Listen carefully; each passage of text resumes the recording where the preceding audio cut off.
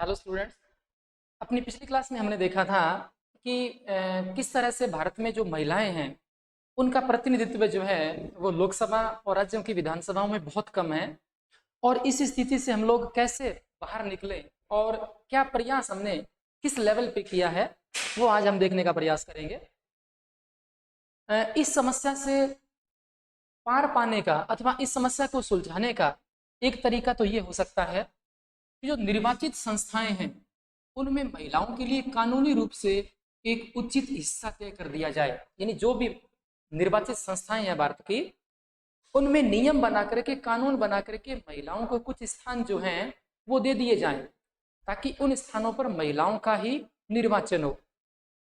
और भारत में पंचायती राज के अंतर्गत यानी जिसको अपन लोग थर्ड लेवल गवर्नमेंट कहते हैं, जिसको अपन लोग स्थानीय स्वशासन कहते हैं, उसके अंतर्गत क्या किया गया है, कुछ ऐसी ही व्यवस्था कर दी गई है। और स्थानीय सरकारों यानी पंचायतों और नगर पालिकाओं में 1/3 पद जो हैं वो महिलाओं के लिए आरक्षित कर दिए गए हैं। बहुत ही शानदार, बहुत ही क्रांतिकारी कदम रहा है स्थानीय निकायों में महिलाओं के लिए 1/3 सीटें रिजर्व करने का। और आज इसी की बदौलत भारत के जो ग्रामीण और शहरी स्थानीय निकाय हैं उनमें निर्वाचित महिलाओं की जो संख्या है वो क्या कहाँ तक पहुंच गई है, 10 लाख से भी ज्यादा है।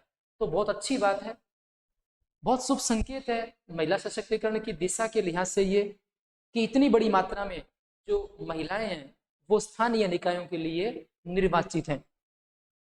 महिला संगठन और कार्यकर्ताओं की मांग है कि लोकसभा और राज्य विधानसभाओं में भी 1/3 सीटें जो हैं वो महिलाओं के लिए क्या होनी चाहिए, आरक्षित होनी चाहिए। यानी जो तरीका आपने स्थानीय निकायों के अंतर्गत अपनाया हुआ है उसी तरीके को आप लोग किसमें अपना लें, लोकसभा और विधानसभा में अपना लें। यह मांग कौन कर रहे हैं, महिला संगठन और महिला कार्यकर्ताओं द्वारा की जा रही है। और संसद में इस आशय का मतलब इस लिहाज से एक जो विधेयक है वो पेश भी किया गया, पर 10 वर्षों से ज्यादा अवधि से वह लटका पड़ा है, मतलब उस पर कोई काम नहीं हो पाया है। वो जो महिलाओं को प्रतिनिधित्व है देने वाला जो विधेयक है वो वैसी ही स्थिति में पड़ा है जैसी स्थिति में उसे पेश किया गया था, उस पर अभी तक व्यवहार में कोई कार्रवाई नहीं हो पाई है।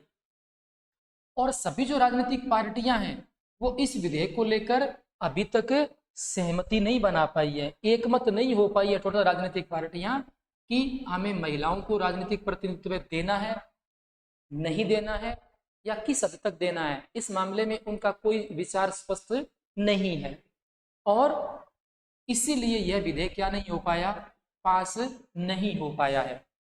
लैंगिक विभाजन इस बात की एक मिसाल है, इस बात का एक उदाहरण है कि कुछ किस्म के सामाजिक विभाजनों को राजनीतिक रूप देने की जरूरत है। जैसा कि ये बताया जा रहा है, इसको जब राजनीतिक रूप मिलेगा तो कहीं ना कहीं महिलाओं के लिए क्या क्या होगी, ये चीज बहुत शानदार होगी, बहुत क्रांतिकारी होगी, उनके लिए बहुत अच्छी होगी। इसलिए हमें यहाँ ये समझना चाहिए कि सामाजिक विभाजन जो है उन्हें राजनीतिक रूप मिलने से बहुत ज्यादा फायदा भी किसी समुदाय का होता है। और इससे हमें यह भी पता चलता है कि जब सामाजिक विभाजन एक राजनीतिक मुद्दा बन जाता है तो वंचित समूहों को यानी जो समूह आज तक वंचित है किन्हीं सुविधाओं से किन्हीं अवसरों से, उनको किस तरह से लाभ प्राप्त होता है। और क्या आपको लगता है कि अगर महिलाओं से भेद भरे व्यवहार का मसला राजनीतिक तौर पर न उठता तो उनको लाभ मिल पाना संभव था? नहीं। इसका उत्तर क्या होगा, नहीं। यदि महिलाओं से जुड़े हुए जो भेदभाव वाले मसले हैं यदि वो राजनीतिक गलियारों तक नहीं पहुंचते, वो राजनीतिक मंचों तक नहीं जाते, वो राजनीतिक चर्चा का विषय नहीं बनते, तो निश्चित तौर से महिलाओं को कोई फायदा नहीं होता और उनके हितों को लेकर के कभी बात नहीं होती। तो ये चीजें जब पहुंची हैं राजनीतिक गलियारों में तभी महिलाएं जो हैं उनकी एंट्री वहां हो पाई है। अब एक कार्टून यहाँ जो है वो शो नहीं हो पा रहा, यहाँ कुछ क्लियर आ नहीं रहा है। आप अपनी बुक से ये देखेंगे ना तो जो संसद भवन है उसका एक चित्र यहाँ होना चाहिए था। और उस पर इस चीज़ को दिखाने का प्रयास किया गया है कि किस प्रकार से महिलाएं उसमें एंट्री चाहती हैं, लेकिन कुछ पुरुष उनकी एंट्री होने नहीं देना चाह रहे हैं।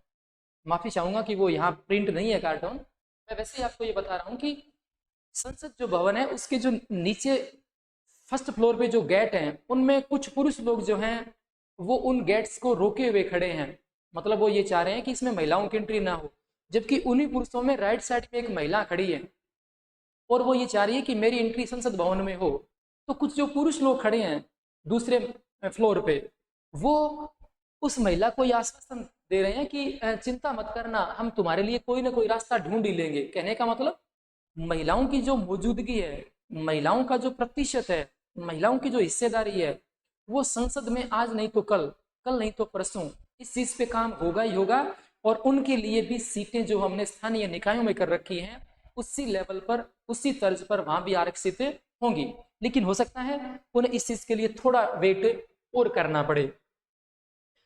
अब जो एक और बड़ा मुद्दा है भारतीय राजनीति के संदर्भ में जब अपन लोग देखते हैं, तो वो मुद्दा रहता है राजनीति में धर्म और सांप्रदायिकता को लेकर के।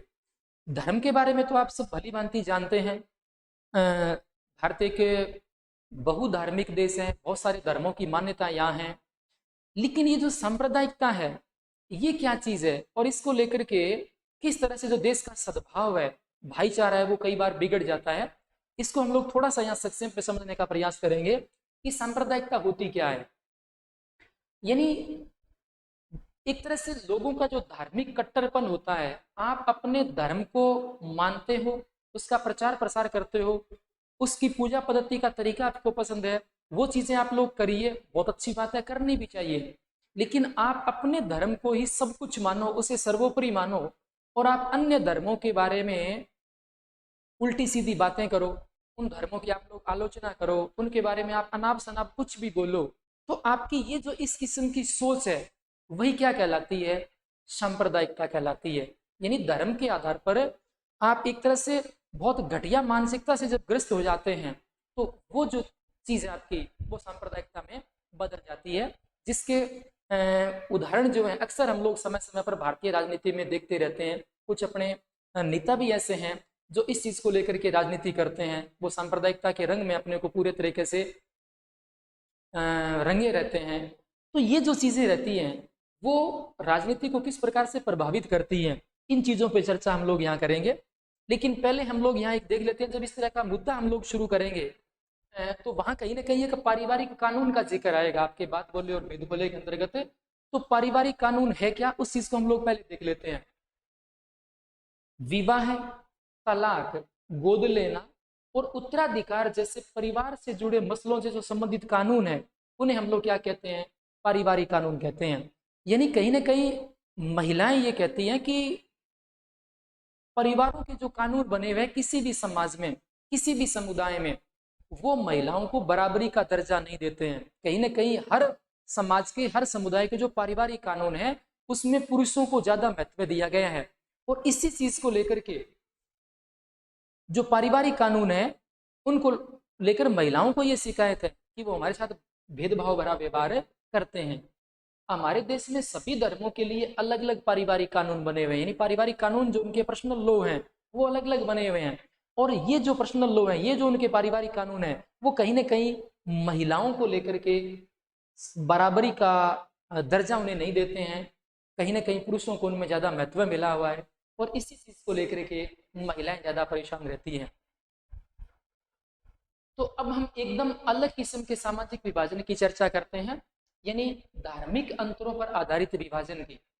और यह विभाजन लैंगिक विभाजन जैसा सार्वभौम तो नहीं है। यानी धार्मिक अंतरों पर आधारित जो विभाजन है वो उतना क्लियर नहीं है जितना लैंगिक विभाजन है, क्योंकि लैंगिक विभाजन तो प्रकृति द्वारा किया गया है, इसलिए उसमें बहुत स्पष्ट अंतर हम लोग कर सकते हैं। लेकिन धार्मिक विभाजन जो है उतना स्पष्ट नहीं है, उतना सार्वभौम नहीं है, उतना यूनिवर्सल नहीं है। पर विश्व में धार्मिक विभिन्नता आज बड़ी व्यापक हो चली है। मतलब पूरे विश्व के अंतर्गत धार्मिक जो विभिन्नताएं हैं वो बहुत बड़ी मात्रा में सामने आ रही हैं।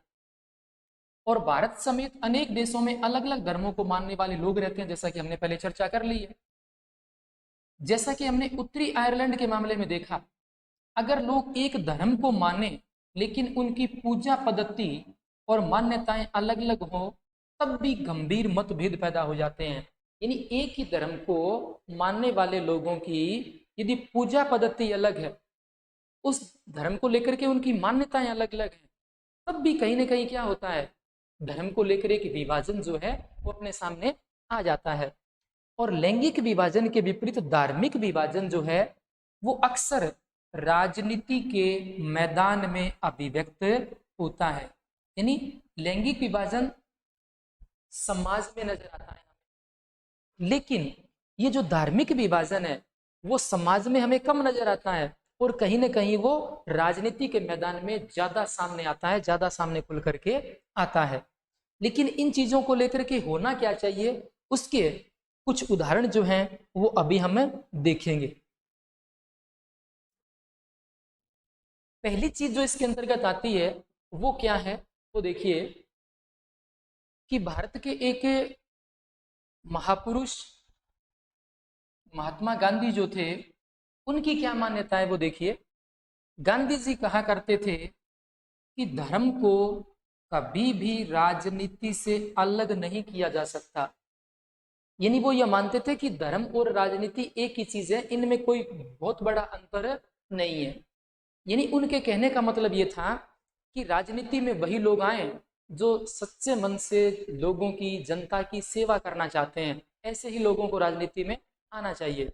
और चूंकि धर्म भी, सभी धर्मों में बहुत अच्छी बातें बताई गई हैं, बहुत नैतिकता की बातें बताई गई हैं, और कोई धर्म ऐसा नहीं है जो बुरा है, सब धर्म अपनी जगह अच्छे हैं, सब में अच्छी बातें बताई गई हैं। और कहीं ना कहीं धर्म का मतलब भी क्या होता है, लोगों की सेवा कीजिए, आप उनकी मदद कीजिए, आप उनके काम आइए, आप उनके लिए ऐसे रास्ते तलाशिए जो उन लोगों को तरक्की की राह पर अग्रसर करें। तो सब धर्म अपनी जगह अच्छे हैं। इसलिए गांधी जी ने कहा था कि राजनीति को धर्म से अलग नहीं किया जा सकता, इन दोनों का ही मकसद क्या है, ये सेवा करना चाहते हैं। इसलिए वो ये मानते थे कि कभी भी धर्म जो है वो राजनीति से अलग हो ही नहीं सकता। धर्म से उनका मतलब हिंदू या इस्लाम जैसे धर्म से न होकर नैतिक मूल्यों से था। अब हमें यहाँ ये चीज समझनी है कि गांधी जी का धर्म से मतलब ये नहीं था कि वो हिंदू धर्म के बारे में कह रहे हैं ऐसा, या वो इस्लाम धर्म के बारे में कह रहे हैं, या जैन के बारे में कह रहे हैं, या बुद्ध के बारे में कह रहे हैं। उनका मतलब क्या था, उनका मतलब था कि नैतिक मूल्य क्या है आपके अंतर्गत, आपके धर्म के अंतर्गत ऐसी अच्छाइयां कौन सी हैं जो सब लोगों के लिए, जो सब समुदायों के लिए, जो सारे धर्मों के लोगों के लिए अच्छी हो सकती हैं, जिनको मान्यता उनमें मिल सकती है। वो चीजें क्या कहलाती हैं, मॉरल वैल्यूज कहलाती हैं, नैतिक मूल्य कहलाते हैं। और कोई भी धर्म ऐसा नहीं है जो नैतिक मूल्यों की बात ना करता हो, सब में नैतिक मूल्यों की बात कही गई है, बशर्ते हम उन सब चीजों को समझें और उन पर आचरण करें, उन पर व्यवहार करें, उन्हें हम अपने जीवन में फॉलो करें। और नैतिक मूल्य क्या है, ये देखिए, जो सभी धर्मों से जुड़े हुए हैं, यानी सभी धर्मों में नैतिक मूल्यों की बात कही गई है। उनका मानना क्या था, वो क्या मानते थे इस चीज को लेकर के, वो देखिए। उनका मानना था कि राजनीति जो है वो धर्म द्वारा स्थापित मूल्यों से निर्देशित होनी चाहिए। इन्हें राजनीति किसके हिसाब से चलनी चाहिए, धर्म द्वारा। और धर्म में जो चूंकि जो मूल्य स्थापित किए गए हैं वो सबके लिए क्या है, अच्छे हैं। इसलिए कहीं ना कहीं धर्म को राजनीति का क्या करना चाहिए, मार्गदर्शन करना चाहिए, धर्म को राजनीति को निर्देश देना चाहिए। ये मान्यता किसकी थी, महात्मा गांधी जी की थी। दूसरी चीज जो बताई जा रही है इसमें वो क्या है कि अपने देश के जो मानवाधिकार समूह है, मानवाधिकार समूह है, ऐसे समूहों को कहा जाता है जो मानव के अधिकारों को लेकर के बात करते हैं, मानव के अधिकारों को लेकर के बहुत संवेदनशील रहते हैं। यानी कहीं भी मानवाधिकारों के हनन का जब मामला आता है तो उस समय वो बड़े एक्टिव रहते हैं, उस समय बड़े सक्रिय रहते हैं और उन लोगों के हित की बात करते हैं। तो इसलिए जो मानवाधिकार समूह है वो भी क्या कहते हैं कि इस देश में जो सांप्रदायिक दंगे होते हैं, यानी जो धर्म के आधार पर दंगे होते हैं, उन्हें हम लोग क्या कहते हैं, सांप्रदायिक दंगे कहते हैं। और उन सांप्रदायिक दंगों में मरने वाले जो ज्यादातर लोग हैं वो अल्पसंख्यक समुदाय के हैं और इसलिए उनकी मांग है कि सरकार अल्पसंख्यकों की रक्षा के लिए क्या करे, विशेष कदम उठाए। अच्छी चीज है, मांग भी अच्छी है और सरकार इस दिशा में काम भी बहुत अच्छा कर रही है। यानी जैसा कि हमने पहले चर्चा की थी, भारत में हिंदुओं के मुकाबले जो सारे अदर धर्म रहते हैं वो किसकी श्रेणी में आते हैं, अल्पसंख्यक की श्रेणी में आते हैं। लेकिन भारत की सरकार जो है वो धर्मों को लेकर किसी भी प्रकार का कोई भेदभाव नहीं करती है।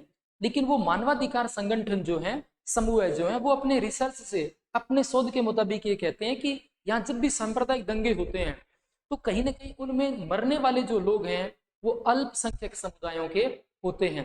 हालांकि ये बात पूरी तरह से सही नहीं है, लेकिन कुछ हद तक ये चीजें जब सामने आई है तो वो अपना अनुभव जो है वो शेयर करते हुए इस तरह की बातें कहते हैं। लेकिन जहां तक उनकी मांग है कि सरकार अल्पसंख्यकों की रक्षा के लिए विशेष कदम उठाए, तो अपनी सरकार इस दिशा में वास्तव में काम कर रही है, करती आई है और आगे भी करती रहेगी।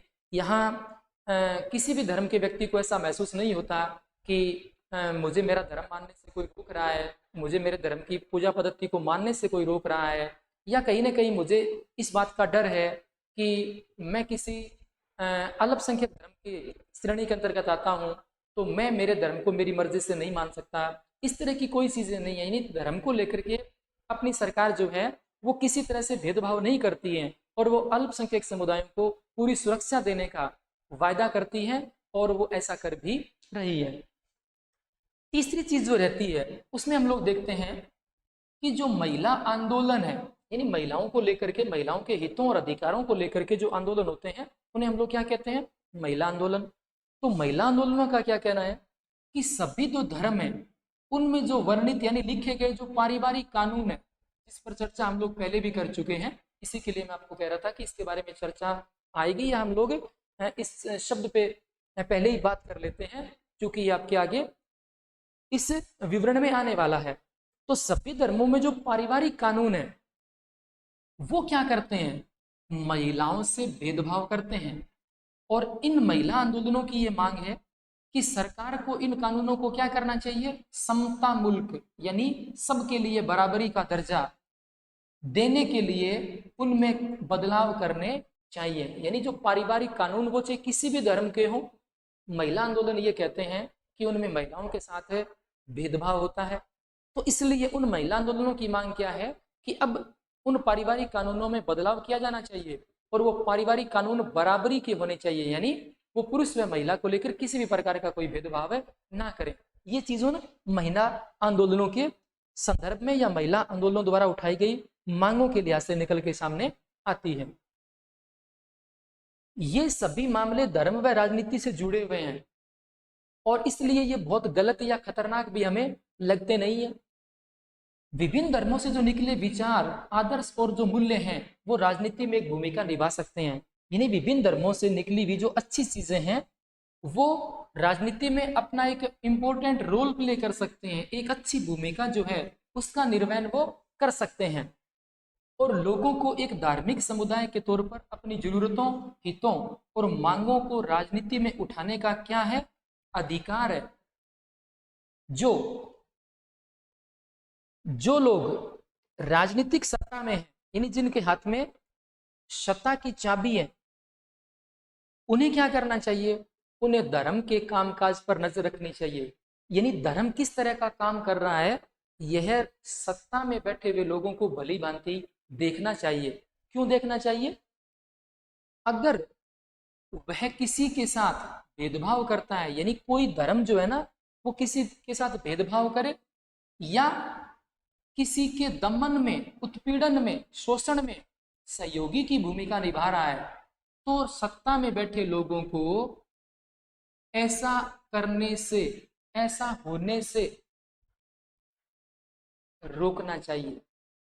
यानी एक धर्म के लोग दूसरे धर्म के लोगों का दमन ना कर सके या फिर किसी भी धर्म के लोगों के बीच में धर्म को लेकर कोई भेदभाव की स्थिति पैदा ना हो।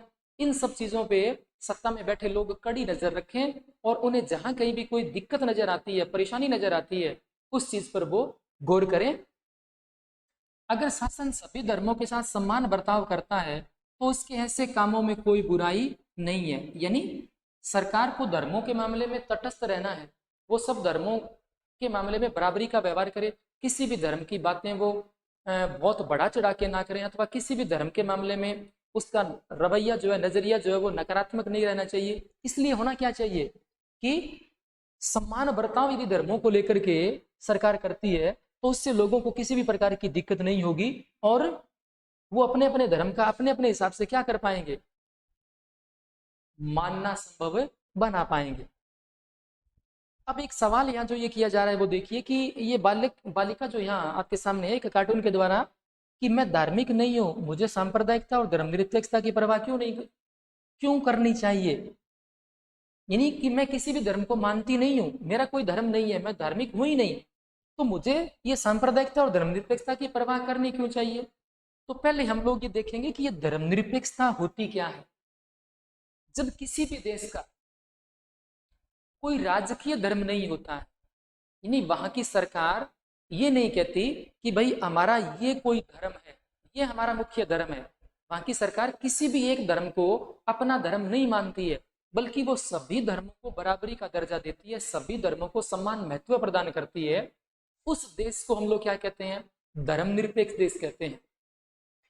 तो यहाँ चूंकि ये बालिका कह रही है कि मैं धार्मिक हूं ही नहीं, तो मुझे सांप्रदायिकता और धर्मनिरपेक्षता की परवाह क्यों करनी चाहिए।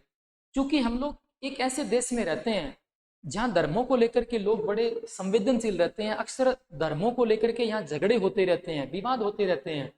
इसलिए हमें ऐसे मुद्दों पर सजग रहते हुए, संवेदनशील रहते हुए और उनकी पुख्ता जानकारी रखते हुए अपने संज्ञान में रखने चाहिए कि कौन सी ऐसी चीजें हैं जो अपने समाज के लिए, देश के लिए अच्छी नहीं है और इसके सद्भाव को, इसके भाईचारे को बिगाड़ने का काम कर रही है।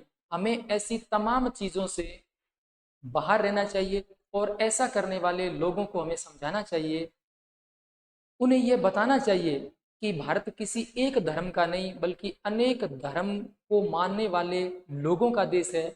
इसलिए उन्हें किसी एक धर्म को लेकर इस प्रकार के बयान नहीं देने चाहिए जो अन्य लोगों की धार्मिक भावनाओं को ठेस पहुंचाते हों या फिर धर्म के आधार पर या किसी भी प्रकार की कलह खड़े करते हों। तो ये सब चीजें जो हैं, इसके लिए हमें क्या करना चाहिए, इन सब चीजों की परवाह एक जिम्मेदार नागरिक होने के नाते करनी चाहिए। यहाँ फिर से जोक्स के माध्यम से कोई एक सवाल ये पूछा जा रहा है कि एक बच्चा है वो ये कह रहा है कि मैं अक्सर दूसरे धर्म के लोगों के बारे में चुटकुले सुनाता हूँ, तो क्या इससे भी मैं सांप्रदायिक बन जाता हूँ। नहीं, चुटकुले सुनाना क्या होता है, एक टाइम पास का जरिया हो सकता है, किसी का मनोरंजन करने का कोई तरीका हो सकता है। यदि आप किसी दूसरे धर्म के बारे में अपने साथियों से चुटकुले शेयर करते हो तो इसका मतलब आप लोग सांप्रदायिक नहीं हो, वो केवल एक मनोरंजन का जरिया है, तरीका है।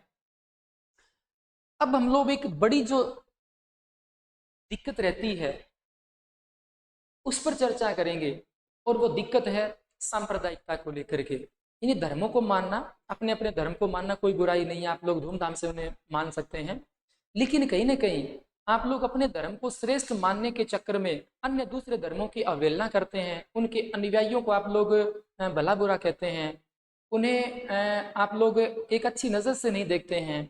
तो कहीं ना कहीं इस प्रकार की आपकी जो सोच है वो क्या बन जाती है, सांप्रदायिकता का रूप ले लेती है, और हमें इसी चीज से पार पानी है, इस चीज से हमें निपटना है कि कैसे हम लोग एक देश में अनेक धर्मों की मान्यता के साथ साथ रहें, सद्भाव के साथ रहें।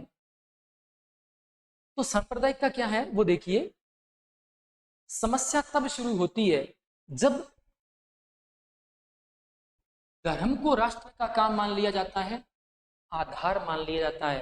यानी कई लोग कई बार ये मान लेते हैं कि धर्म ही किसी देश के बनने की वजह है, या कोई जो देश है वो किसी धर्म के आधार पर ही बना हुआ है।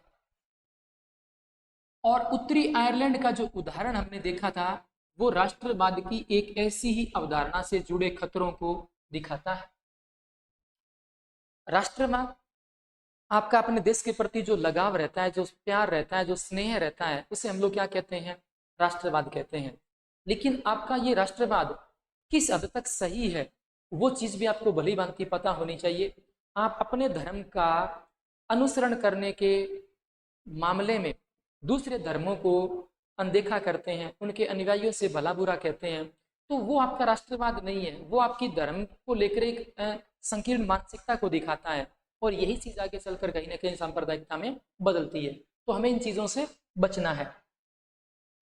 जब राजनीति में धर्म की अभिव्यक्ति, यानी राजनीति क्या करे, जब किसी धर्म की अभिव्यक्ति एक समुदाय की विशिष्टता के दावे और पक्ष पोषण का रूप लेने लगती है, तो इसके दूसरे धर्मों के जो अनुयायी हैं, यानी धर्मावलंबी का मतलब दूसरे धर्मों को मानने वाले जो लोग हैं, वो क्या खोलने लगते हैं, मोर्चा खोलने लगते हैं, मतलब उनके खिलाफ बोलने लगते हैं। दोबारा से समझिए, ये कह रहा है कि जब धर्म की अभिव्यक्ति एक समुदाय की विशिष्टता का दावा करे, जैसे मैं आपको याद दिलाऊं, श्रीलंका की अपन जब बात देख रहे थे, तो श्रीलंका में वहां की सरकार ने क्या कहा कि मैं यहाँ बौद्ध मत को संरक्षण दूंगी और उसे बढ़ावा दूंगी।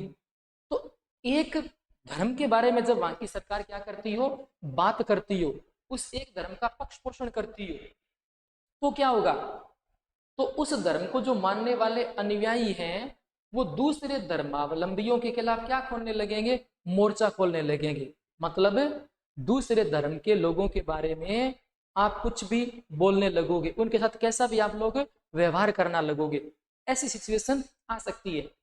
और ऐसा तब होता है जब एक धर्म के विचारों को दूसरे से क्या मान लेते हैं, हम लोग श्रेष्ठ मानने लगते हैं। यानी हम ये मानने लगते हैं कि हम जिस धर्म को मानते हैं वही श्रेष्ठ है, वही अच्छा है, बाकी धर्म अच्छे नहीं है, बाकी धर्म श्रेष्ठ नहीं है। और कोई एक धार्मिक समूह है अपनी मांगों को दूसरे समूह के विरोध में खड़ा करने लगता है। जब ऐसा होगा, यानी आप अपने धर्म को श्रेष्ठ मानोगे, तो जो दूसरा धार्मिक समूह है वो क्या करेगा, अपनी किन्हीं मांगों को लेकर के आपके विरोध में खड़ा हो जाएगा, आपके सामने आ उतरेगा। और इस प्रक्रिया में जब राज्य अपनी सत्ता का, ध्यान दीजिएगा, ऐसा जब हो रहा हो, इस प्रक्रिया में जो राज्य है वो क्या करे, अपनी सत्ता का इस्तेमाल किसी एक धर्म के पक्ष में करने लगे।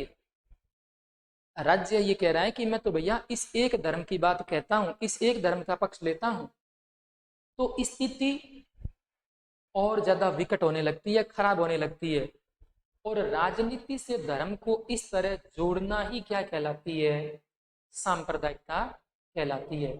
यानी जब राजनीति किसी एक धर्म के बारे में बातें करे, किसी एक धर्म का पक्ष पोषण करे, यानी उसका समर्थन करे, और एक ही धर्म के बारे में अपना दावा ठोकती है कि भैया मैं तो इस धर्म को मानती हूँ, मैं तो इस धर्म का समर्थन करती हूँ, तो ये चीजें जो हैं वो क्या होंगी, कहीं ना कहीं सांप्रदायिक कहलाएंगी।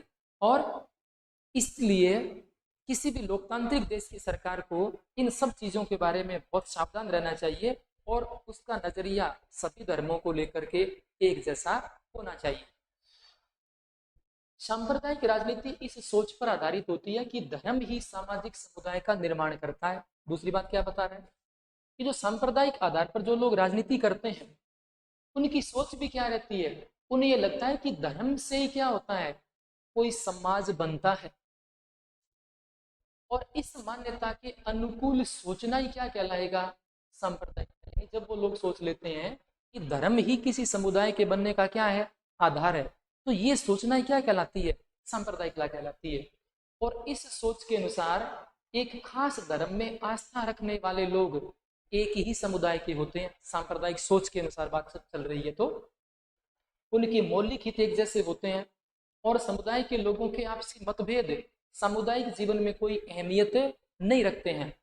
इस सोच में यह बात भी शामिल है कि किसी अलग धर्म को मानने वाले लोग दूसरे सामाजिक समुदाय का हिस्सा नहीं हो सकते। यानी जो लोग सांप्रदायिक सोच रखते हैं, उन्हें यह लगता है कि जो अलग धर्म के लोग हैं वो क्या नहीं है, किसी भी अलग समुदाय का हिस्सा नहीं है। यानी सारे लोग एक ही समुदाय का हिस्सा है, ऐसा कौन मानते हैं, ऐसा सांप्रदायिक सोच वाले लोग मानते हैं। अगर विभिन्न धर्मों के लोगों की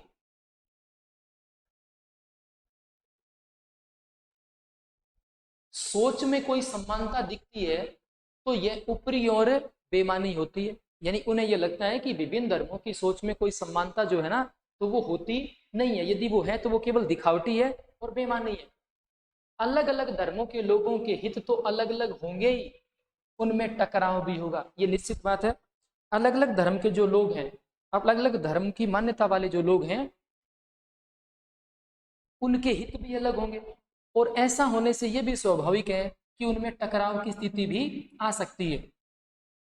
सांप्रदायिक सोच जब ज्यादा आगे बढ़ती है तो उसमें ऐसे विचार भी जुड़ने लग जाते हैं कि दूसरे धर्मों के अनुयायी एक ही राष्ट्र में समान नागरिक के तौर पर नहीं रह सकते।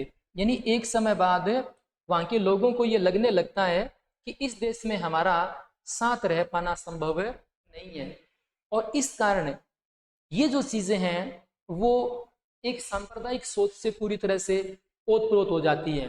यानी एक समान नागरिक के रूप में वो एक साथ नहीं रह सकते, उन्हें ये लगने लगता है सांप्रदायिक सोच के चलते। और ऐसा जब होगा तो इस मानसिकता को मानकर चलने वाले जो लोग हैं, सांप्रदायिकता को लेकर चलने वाले जो लोग हैं, वो या तो एक समुदाय के लोगों को दूसरे समुदाय के वर्चस्व में यानी नियंत्रण में रहने के लिए विवश करेंगे, और या फिर उनके लिए अलग राष्ट्र बनाना होगा। यानी जब किसी एक धर्म के लोगों को ये लगने लग जाए कि हम यहाँ बहुसंख्या में हैं और जो बाकी धर्म के लोग हैं, बाकी धर्मों को मानने वाले लोग हैं, वो अल्पसंख्या में हैं, कम संख्या में हैं, तो उन अल्पसंख्या वाले लोगों को हमारे नीचे रहना होगा, हमारे नियंत्रण में रहना होगा, हमारा अधिकार उन पर होगा। या तो वो इस सांप्रदायिक सोच के चलते ऐसा सोचेंगे, और या फिर जो अल्पसंख्यक लोग हैं उनके लिए वो अलग देश के बारे में सोचेंगे कि भैया आप यहाँ नहीं रह सकते, ये तो एक अमुक या किसी विशिष्ट धर्म को मानने वाला देश है, क्योंकि आपका धर्म अलग है तो आप इस देश में नहीं रह सकते। तो ये चीजें कब पैदा होती हैं? सांप्रदायिक सोच रखने की वजह से उत्पन्न होती है। और यह मान्यता बुनियादी रूप से गलत है। मतलब इसको हम लोग देखें तो यह मान्यता क्या नहीं है, सही नहीं है कि आप लोग ये मान के चलें कि भाई इस देश के जो लोग हैं वो सारे एक ही धर्म को माने, और जो अलग धर्म को मानने वाले लोग हैं वो किसी अलग देश में चले जाएं, या फिर वो आपके नीचे रहें। एक धर्म के लोगों के हित और उनकी आकांक्षाएं हर मामले में एक जैसी हो, यह संभव नहीं होता, और रियल में नहीं होता। एक ही धर्म को मानने वाले जो लोग हैं ना, उनकी जो उम्मीदें रहती है या उनकी जो इच्छाएं रहती हैं या उनके जो हित हैं वो एक जैसे हों, यह जरूरी नहीं है।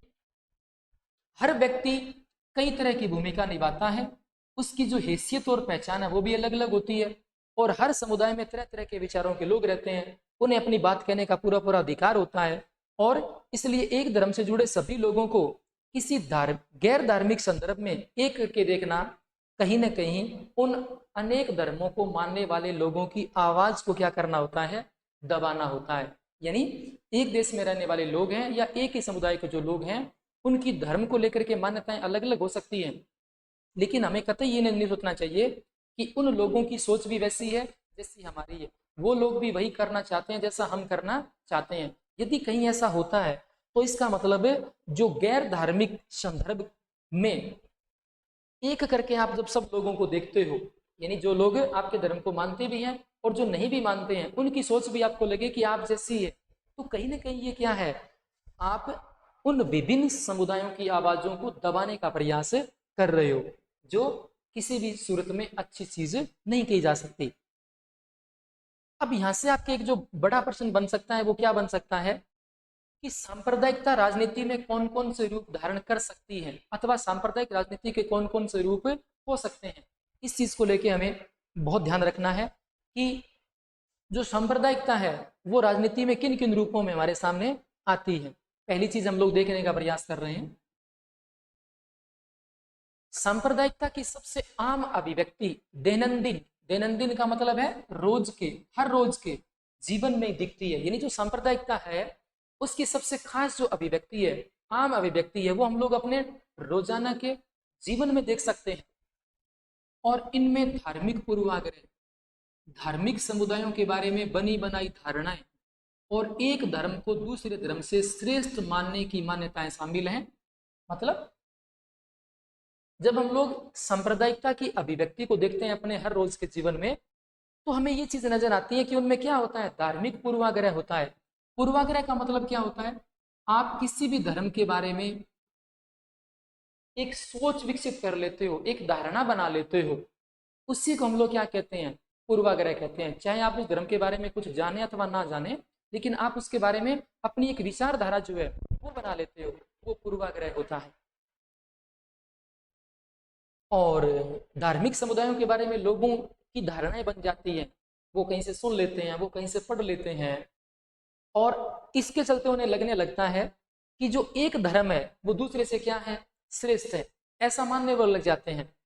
और ये चीजें इतनी आम हैं कि अक्सर हम उन पर ध्यान तक नहीं देते, जबकि ये चीजें क्या होती हैं, हमारे अंदर ही बैठी होती है। यानी सांप्रदायिक चीजें जो हैं वो बहुत कुछ हद तक हमारे अंदर होती हैं, लेकिन हम लोग इन चीजों पर ध्यान दे नहीं पाते हैं, या फिर हमें इन चीजों को समझने का अवसर मिलता नहीं है, जबकि ये अपने जीवन का क्या रहती है, बहुत इंपॉर्टेंट हिस्सा रहती है, और अपने जीवन के अंतर्गत ये चीजें दिन प्रतिदिन घटित होती रहती है।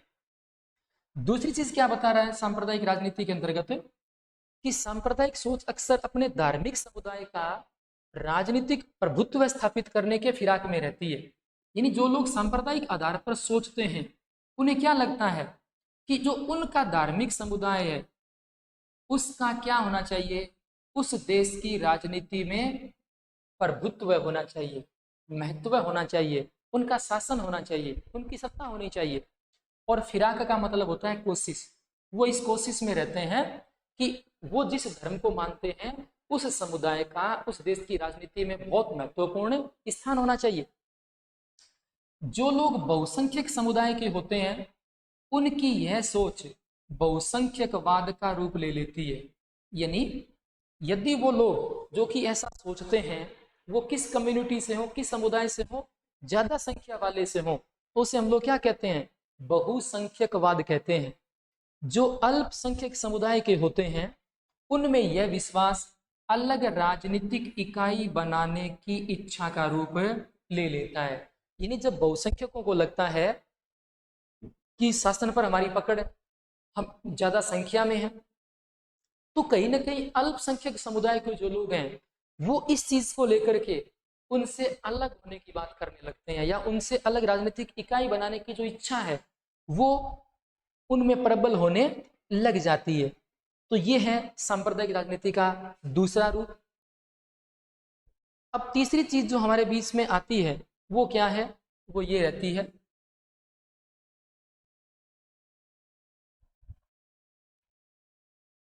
कि सांप्रदायिक आधार पर राजनीतिक गोलबंदी सांप्रदायिकता का दूसरा रूप है। यानी कहीं ना कहीं आप यूं मान लीजिए कि आप सांप्रदायिक आधार पर लोगों को क्या करना चाहते हो, गोलबद्ध एकत्रित करना चाहते हो, उन्हें संगठित करना चाहते हो, अपने साथ जोड़ना चाहते हो। और ये क्या है, सांप्रदायिकता का एक अलग रूप है। इसमें क्या होगा, धर्म के पवित्र प्रतीकों, धर्म गुरुओं, भावनात्मक अपील और अपने ही लोगों के मन में डर बैठाने जैसे तरीकों का जो उपयोग है वो बहुत आम है। यानी अलग अलग धर्मों के अपने अपने पवित्र प्रतीक होते हैं, उन प्रतीकों का इस्तेमाल करते हैं। अपने धर्म गुरु जो उनके रहते हैं वो अलग अलग होते हैं, और उन धर्म गुरुओं द्वारा क्या होती है, उस धर्म की मान्यता को लेकर के, विश्वास को लेकर के लोगों से अपील की जाती है कि आप लोग इस धर्म को मान सकते हैं, आप लोग मानिए, इसकी ये अच्छाइयाँ हैं। ये सब चीजें वो भावनात्मक अपील के जरिए लोगों तक पहुंचना चाहते हैं। और इसी के अंतर्गत ये आता है कि एक ही धर्म के लोग हैं ना, वो अपने ही लोगों के मन में डर बैठाने का प्रयास भी करते हैं कि आप लोग इसी धर्म को मानिए, आप दूसरे धर्म को मत मानिए, यदि आप ऐसा करोगे तो इसके ये फायदे हैं अथवा ये नुकसान है। ये सब चीजें लोगों के मन में डालने का प्रयत्न रहता है। और चुनावी राजनीति में धर्म मतदाताओं की भावनाओं या हितों की बात उठाने जैसे तरीके भी क्या अक्सर इसमें शामिल होते हैं। यानी चुनावों के टाइम जब अपने सरगर्मियां तेज होती है, चुनावी सरगर्मियां, तो उनमें भी हम लोग देखते हैं कि किसी एक ही धर्म को जो मानने वाले लोग हैं उन मतदाताओं की जो भावनाएं हैं अथवा उनके जो हित हैं उन्हें उठाने की बात कोई एक राजनीतिक पार्टी करती है या कोई नेता करता है। तो ये चीजें भी अक्सर क्या है, सांप्रदायिक होती है। और नेक्स्ट जो चीज इसमें आ रही है वो क्या है कि कई बार सांप्रदायिकता सबसे गंदा रूप लेकर संप्रदाय के आधार पर क्या करती है, लोगों के बीच में हिंसा, दंगा और नरसंहार भी कराती है, यानी मारकाट तक की नौबत भी आ जाती है सिर्फ सांप्रदायिक सोच के चलते। और विभाजन जब हुआ था भारत और पाकिस्तान का, तो हमें क्या देखना पड़ा था? भयावह सांप्रदायिक दंगे देखने पड़े थे। लोगों ने सिर्फ अपना धर्म अलग होने की वजह से एक दूसरे धर्म के लोगों को मारा पीटा और उनकी हत्याएं तक कर दी गई। आजादी के बाद भी बड़े पैमाने पर क्या हुए हैं हमारे यहाँ? सांप्रदायिक दंगे हुए हैं, हिंसा हुई है, और ये चीजें कहीं ना कहीं भारत की एकता और अखंडता के लिए बड़ी चुनौती भी समय समय पर अपने लिए साबित हुई है। तो इसलिए हमें इन चीजों से निपटना है, समझना है कि हम लोग किस हिसाब से इन चीजों से बाहर रह सकते हैं और कौन सी ऐसी चीजें हैं जो हमें सांप्रदायिक बनने से रोकती हैं, जो हमें एक सांप्रदायिक सौहार्द का माहौल दे, सांप्रदायिक सौहार्द की भावना बढ़ाए। हमें उन्हीं चीजों पर काम करना चाहिए। आगे हम लोग देखेंगे धर्मनिरपेक्ष शासन। जैसा कि मैंने आपको थोड़ी देर पहले अभी बताया था धर्मनिरपेक्षता के बारे में, धर्मनिरपेक्ष देश के बारे में। एक ऐसा देश जो किसी एक धर्म को ना मान करके सभी धर्मों को बराबर मानता है, उसे हम लोग क्या कहते हैं? धर्मनिरपेक्ष देश कहते हैं, धर्मनिरपेक्ष राष्ट्र कहते हैं और धर्मनिरपेक्ष शासन कहते हैं।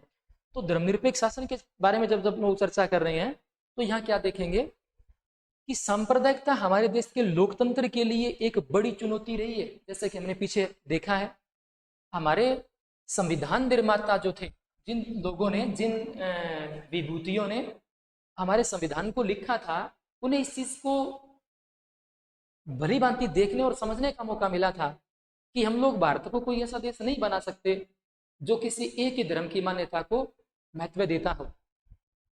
और इसी कारण उन्होंने क्या किया, आजादी के बाद जब अपना संविधान बना तो धर्मनिरपेक्ष शासन का जो मॉडल है, जो आदर्श है, वो चुना और इसी आधार पर संविधान में अनेक प्रावधान किए गए, अनेक नियम बनाए गए। और इनके बारे में पिछली कक्षा में बहुत कुछ आप लोग पढ़ भी चुके हैं, लेकिन कुछ जो चीजें और आती हैं वो हम लोग पढ़ेंगे।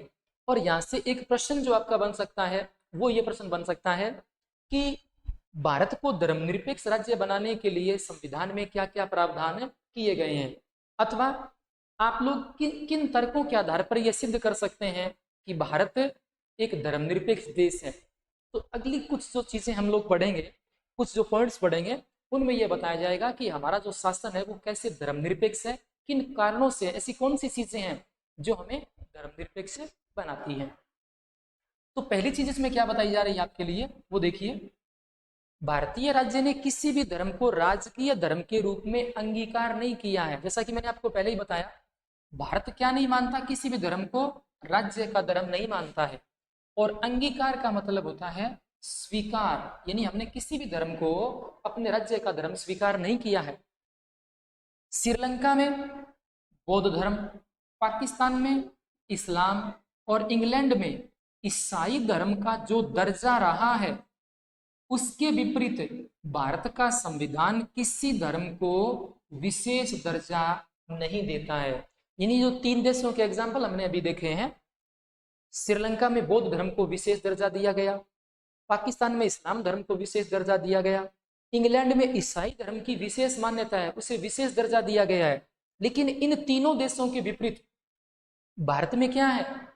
भारत का संविधान किसी भी एक धर्म को विशेष दर्जा नहीं देता, यानी वो सब धर्मों को क्या मानता है? बराबर मानता है। दूसरी चीज क्या बताई जा रही है? संविधान सभी नागरिकों और समुदायों को किसी भी धर्म का पालन करने और प्रचार करने की आजादी देता है। यानी आपका संविधान ये कहता है कि नागरिक जो हैं अथवा नागरिक जो समुदाय हैं वो किसी भी धर्म को माने और उसका प्रचार प्रसार करें। इस बात की क्या है? आपको पूरी पूरी छूट है, स्वतंत्रता है, आजादी है, इस बात को लेकर यहाँ कोई भेदभाव नहीं है। तीसरी चीज क्या बताई जा रही है?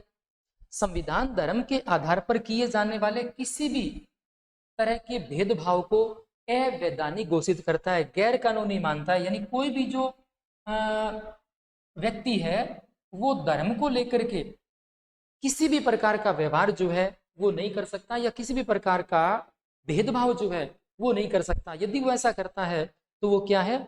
गैर कानूनी है। तो तीसरी चीज ये है हमारे संविधान की जो हमें धर्मनिरपेक्ष बनाती है। और इसके बाद जो जिन चीजों का जिक्र आता है उनमें चौथी चीज क्या बताई जा रही है वो देखिए। चौथी चीज क्या है, इसके साथ ही संविधान धार्मिक समुदायों में समानता सुनिश्चित करने के लिए शासन को धार्मिक मामलों में दखल देने का अधिकार देता है। ध्यान से समझिएगा, यानी संविधान क्या कहता है कि जो धार्मिक समुदाय हैं आपके, हिंदू, मुस्लिम, सिख, ईसाई, जैन, पारसी, बौद्ध, ये सब क्या है, धार्मिक समुदाय। इन धार्मिक समुदायों में क्या तय करने के लिए, समानता सुनिश्चित करने के लिए जो यहाँ का शासन है, यहाँ की सरकार है, वो क्या कर सकती है, धार्मिक मामलों में भी दखल देने का अधिकार रखती है। अमूमन ये होता है कि सरकार आपके धार्मिक मामलों में दखल देती नहीं है, लेकिन वो कब दखल दे सकती है, जब वो क्या करना चाहती है, धार्मिक समुदायों में समानता को सुनिश्चित करना चाहती है, तब शासन सरकार आपके धार्मिक मामलों में दखल दे सकती है। जैसा कि इसने एग्जाम्पल भी दिया है, छुआछूत की इजाजत नहीं देता, यानी भारत में कोई भी जो धार्मिक समुदाय है उसको किसकी इजाजत नहीं है, छुआछूत की इजाजत नहीं है, आप अस्पृश्यता का अनुसरण नहीं कर सकते। तो ये चार बातें ऐसी हैं जो भारतीय शासन को एक धर्मनिरपेक्ष शासन घोषित करती है अथवा उसका परिचय हमें एक धर्मनिरपेक्ष शासन के रूप में देती है। इस हिसाब से देखें तो धर्मनिरपेक्षता कुछ पार्टियों या व्यक्तियों की एक विचारधारा पर नहीं है। यानी धर्मनिरपेक्षता ऐसा नहीं है कि वो किसी पार्टी अथवा कोई व्यक्तियों की विचारधारा हो। यह विचार हमारे संविधान की बुनियाद है। यानी भारत का संविधान जिस बुनियाद पे खड़ा है, टिका है, इसकी बुनियाद क्या है, धर्मनिरपेक्षता। और सांप्रदायिकता भारत में सिर्फ कुछ लोगों के लिए ही खतरा नहीं है, यह भारत की बुनियादी अवधारणा के लिए एक चुनौती है। यानी हम लोग सांप्रदायिकता को लेकर के खास सचेत रहें, सजग रहें और संवेदनशील रहें, क्योंकि यह क्या है, भारत की बुनियादी अवधारणा के लिए एक बहुत बड़ी चुनौती है, एक खतरा है। और हमारी तरह का धर्मनिरपेक्ष संविधान जरूरी है। यानी इस चीज से बाहर निकलने के लिए, सांप्रदायिकता के मुद्दे को बहुत बेहतर तरीके से समझने के लिए हमें क्या करना चाहिए, सांप्रदायिक संविधान जो है वो नहीं बल्कि धर्मनिरपेक्ष संविधान की जरूरत है। हमारा संविधान धर्मनिरपेक्ष होना चाहिए।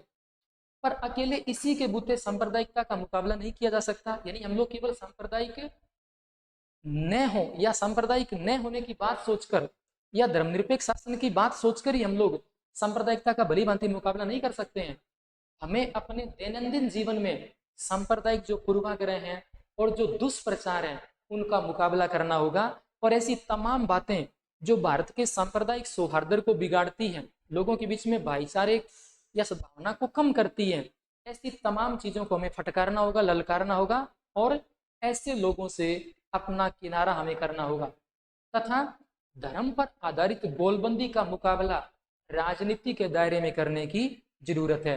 यानी धर्म पर आधारित जो गोलबंदी है या जो संगठन है या जो अपना एकत्रित होना है, उसका मुकाबला हम लोग कहाँ करें, राजनीति के दायरे में करें, उससे बाहर हम लोग ना निकलें। यानी अपने विभिन्न प्रकार के समस्याओं का समाधान जो है वो हम लोग अपनी राजनीति के दायरे में रह के करें, तो उन समस्याओं का हम लोग बहुत अच्छा समाधान समय रहते ढूंढ सकते हैं और अपने देश की एकता को, अखंडता को बनाए रखते हुए हम सभी अपना अपना धर्म अच्छी धूमधाम से मान सकते हैं।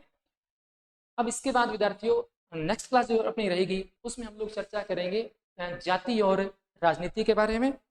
उम्मीद करते हैं आपको ये सब चीज़ें भली भांति समझ में आई होगी और आगे की चर्चा अपनी नेक्स्ट क्लास में।